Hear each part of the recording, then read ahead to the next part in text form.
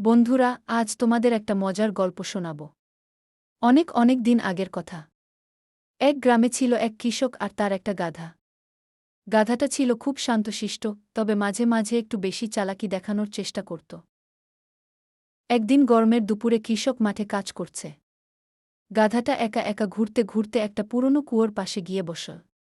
ভাবল, এখানে বসলে বেশ ঠান্ডা লাগবে। কিন্তু বসতে গিয়েই পা ফসকে ধপাস করে পড়ে গেল কুয়োর ভেতর। গাধাটা কুয়োয় পড়েই জোরে জোরে চিৎকার শুরু করল, হার হেয়ার, হার হেয়ার। কৃষক দৌড়ে এসে দেখে সর্বনাশ, গাধাটা কুয়োর গভীরে পড়ে আছে। কৃষক ভাবল, গাধাটা তো বুড়ো হয়ে গেছে, ওকে তোলা খুব কঠিন। তার চেয়ে বরং কুয়োটায় মাটি দিয়ে বুঝিয়ে দিই, গাধাও যাবে, কুয়োর বিপদও থাকবে না। কৃষক তখন গ্রামের আরও কয়েকজনকে ডেকে আনল। সবাই মিলে কুয়োর মধ্যে মাটি ফেলতে শুরু করল।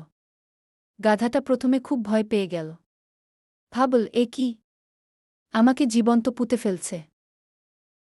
কিন্তু গাধাটা হাল ছাড়ল না। প্রতিবার যখন তার পিঠে মাটি পড়ত, সে শরীরটা একটু ঝাঁকি দিয়ে মাটিটা নিচে ফেলে দিত। আর সেই মাটির উপরেই সে একটু একটু করে উঠে দাঁড়াত। আবার মাটি পড়ত, সে আবার ঝেড়ে ফেলে উপরে উঠত। এভাবে সবাই মাটি ফেলতে লাগল আর গাধাটা মাটি ঝেড়ে ঝেড়ে উপরে উঠতে লাগল।